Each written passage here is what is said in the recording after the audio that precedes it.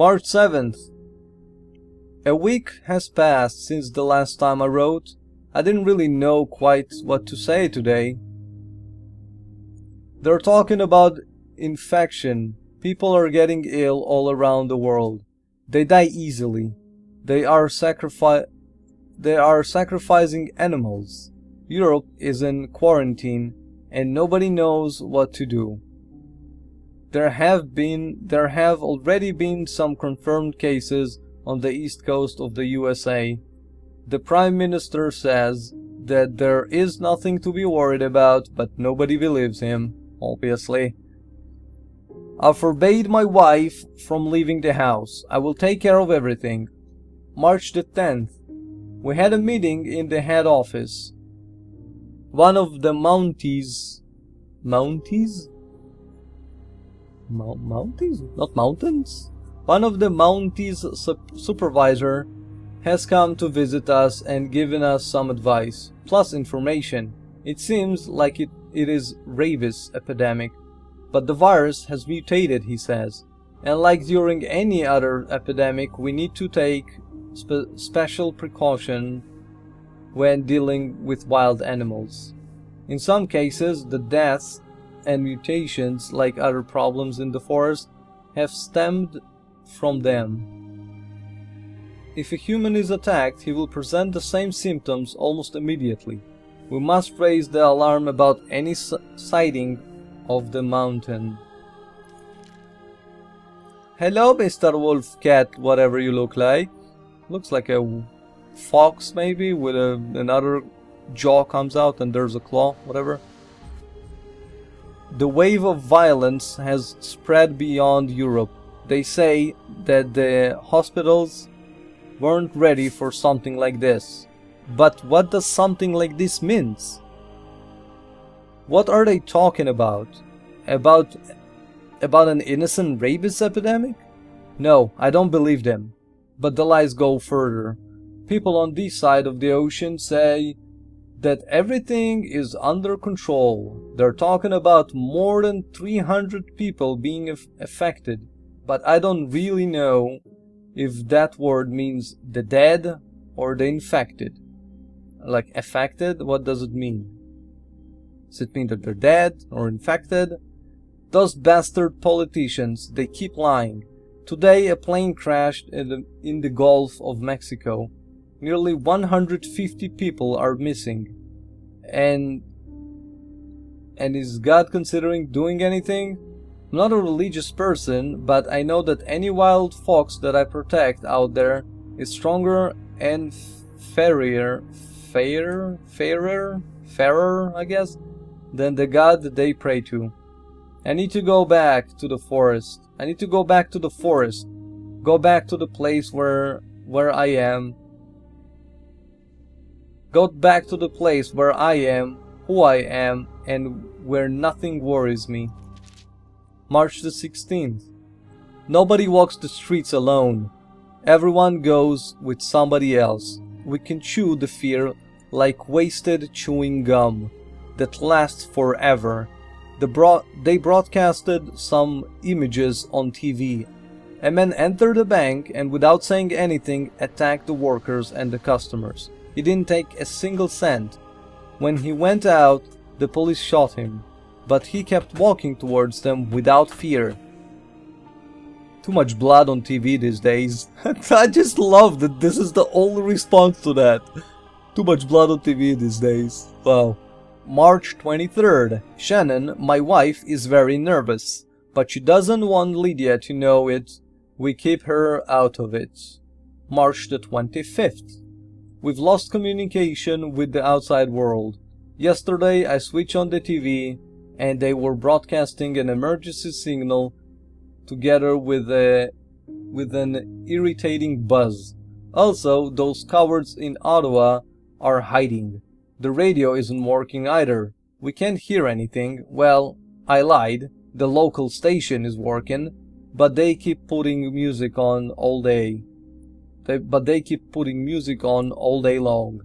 Nobody speaks. Nobody tells us anything. There is a heavy silence. That's a weird painting.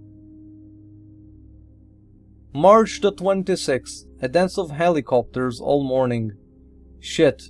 It's there again. It's the same one that has spent the night flying through the valley. It looks like the military is finally getting involved in the problem. They are emitting a message. The local population has to go to the aerodrome, or whatever, in the afternoon. There is no time, they say. It seems like the army will take us to a secure area. So the city is no longer secure?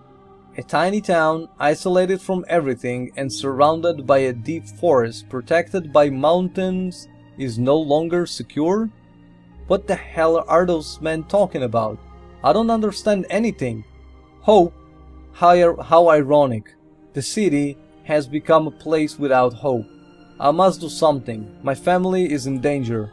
Whatever it is, it has arrived to Canada. March the 26th. 700. I went down to the city and tried to speak to some of the men.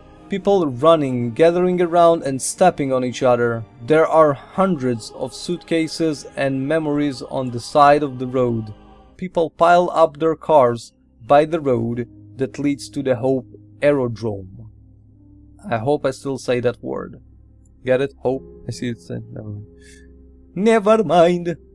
There's military everywhere. They're trying to organize the families and making them pass through control points. It's terrible. I saw how they killed an old man from town right in front of me, as the desperate cry of his wife and his two sons rang out. A dog barked when he walked by it. There was something in its eyes, in the eyes of the animal, that is, not in the eyes of the man, as if it detected or smelled something that only a dog can sense in a human.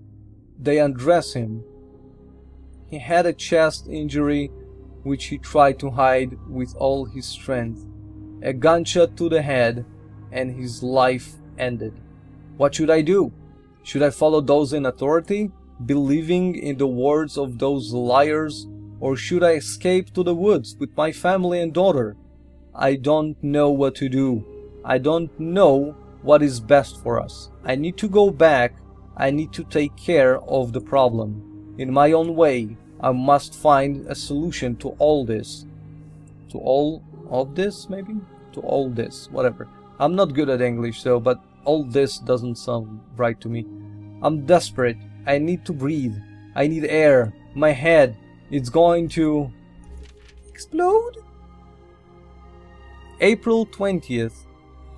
I haven't written anything for quite some time. Our time was overrun. I fought with Ben and the other men, but our barricade were useless, and there was no stopping them. When I got back to the house, Shannon and Lydia had gone just like everyone else. There had been a mass exodus from the town of Hope. Parker and I followed, and since then we haven't separated even to answer the call of nature. So they go to piss together. That's freaking brilliant. We walked through the forest, fleeing the catastrophe, channeling our remorse, until we reached Vancouver. We thought in the big city things would be better. That's with fine. What that's with? Better that's with? Does not make sense. Maybe that we'd find, but why that whatever. That would find our people who naive. Oh, sorry, how naive we were. Naive, yes. Vancouver is unrecognizable. There is no food, no fuel, no hope. We ran away, taking shelter like animals, barely sleeping. There are hundreds of those things everywhere. Shadows. That's what they've called them since it started. Shadows that live in the darkness, that once had a human form, that once belonged to men. Shadows of a life that has ended. Their sinister wail, I guess it's wails. Their sinister wails torment us night after night. I think of Shannon and Lydia every second. They're out there, somewhere, frightened and on the run. Talk about looking for a needle in a haystack. Right. I miss them so much. I guess that's when he blacked out. Like when he said that he came back home and he didn't find them. So that's when he blacked out of what actually happened. April the 30th. Today Parker and I discovered a group of survivors. They had been hiding since the city collapsed, more than a month ago, like in hope. They no longer have water and food. Or food, I guess. Well, if they don't have both of them, not either, then yes, and food. They no longer have water and food. They are scared. They drift around the city suburbs, and for a moment, they were about to kill Ben and me. The group is composed of 2 adult males and 2 women. They are armed. One of the men is a cop, but he's very old. The other seems like he never shot a gun in his life. He looks like a university professor. Redhead, skinny, cannon folder. The women are twins, young. They are reflection of each other. It seems that they are not related to the men, but I don't know why the men have been protecting them for such a long time. The old man says that he heard a message on the radio from a crushed police car. The message talked about a city on the other side of the border. He wants us to go south. He already talks about us as if we were a group. We, he says, we must help each other, he says. Ben thinks that it's the best to all go together, a group, a herd. Tomorrow we'll head to Seattle. There's a talk of a safe point and migration. Shannon, Lydia, they're somewhere on that road. May the 3rd. Wow, that's like lots of bombings and lots of parts of corpses. Ben and I made a strange discovery. Tonight we hid in the basement of a clinic. We will be safe there, said Ben. We entered before the rest of the group, but it smelled bad. There were insects all over the floor, shreds of skin and hair. There were hair and skin everywhere. What? Isn't that what he said? He just repeated himself in a different tone, whatever. And in the center of the room, I could see 2 dogs dead. 2 dogs that were also looking for a safe place, I thought. They fought to death for a piece of rotten meat. And I wondered if we would suffer the same fate. But they didn't fight for the meat. No, I was wrong. In this place there was nothing that could be put into the mouth. There was nothing there except some medicine, serum, pills. They fought to the death but died of a drug overdose. What?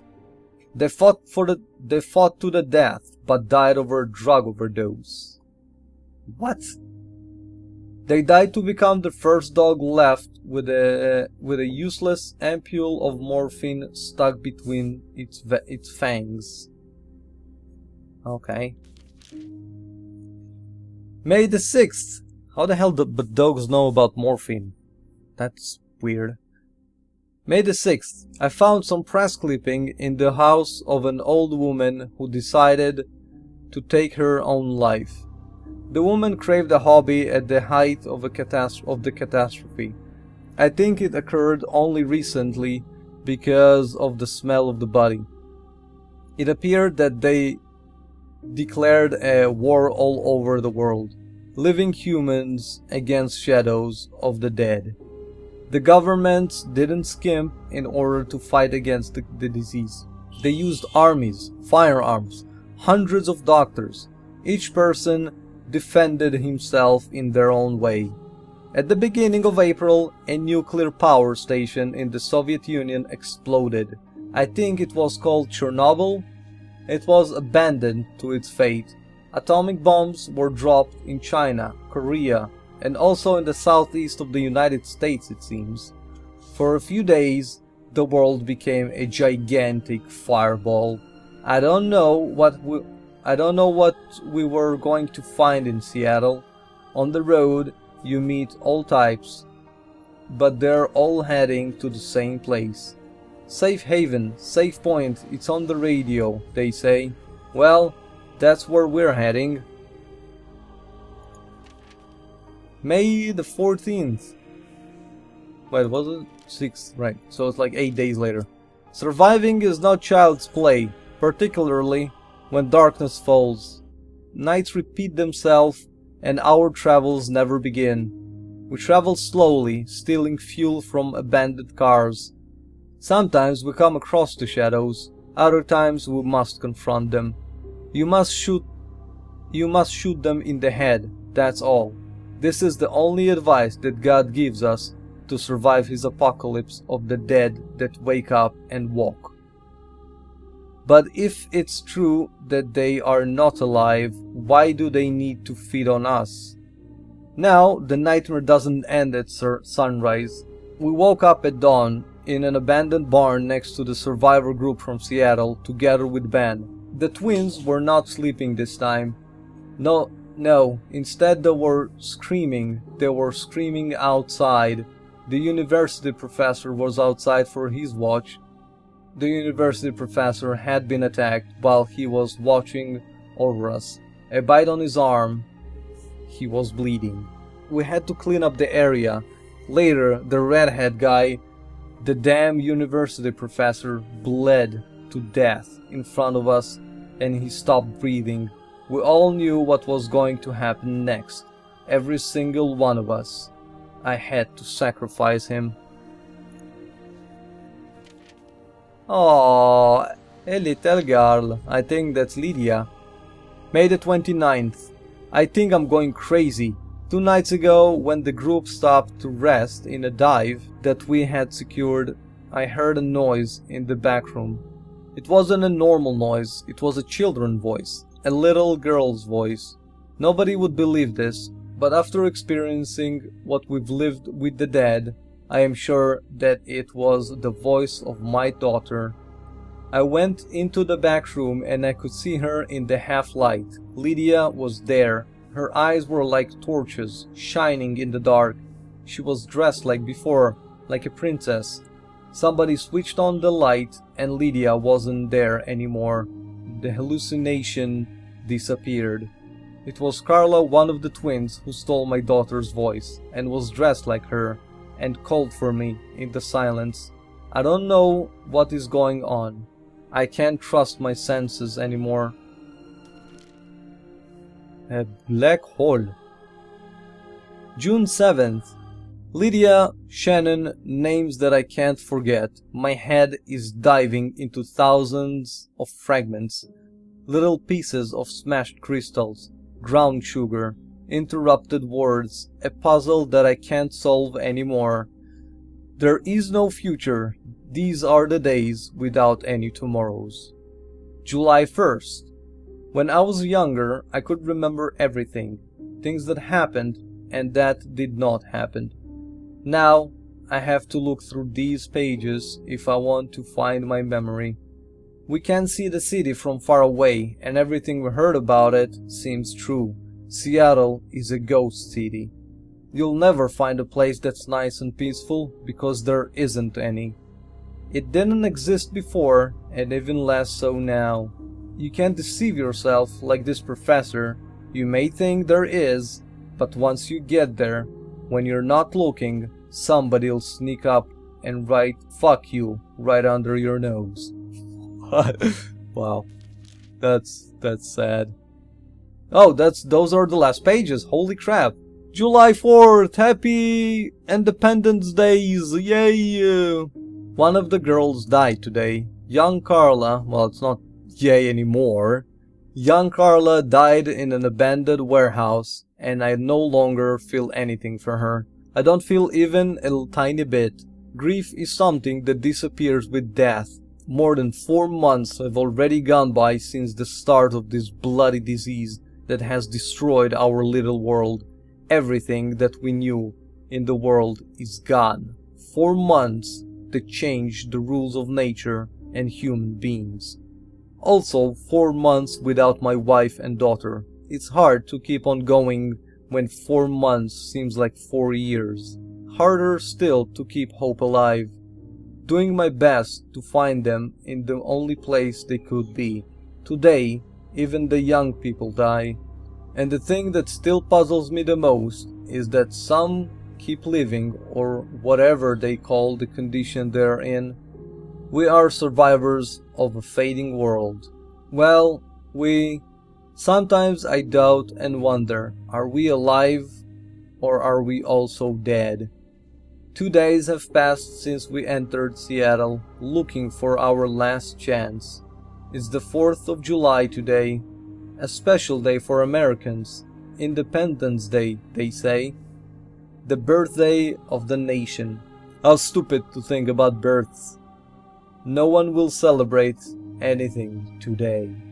And this is it, guys. As promised, the diary. Wow, that was a tiring experience. A lot of editing has gone to this one. I hope you enjoyed my series of Deadlight, and I hope you will keep supporting me and my channel for the next Let's Plays. Don't forget, guys, I do it for you. Thank you, and have a good one. See you later.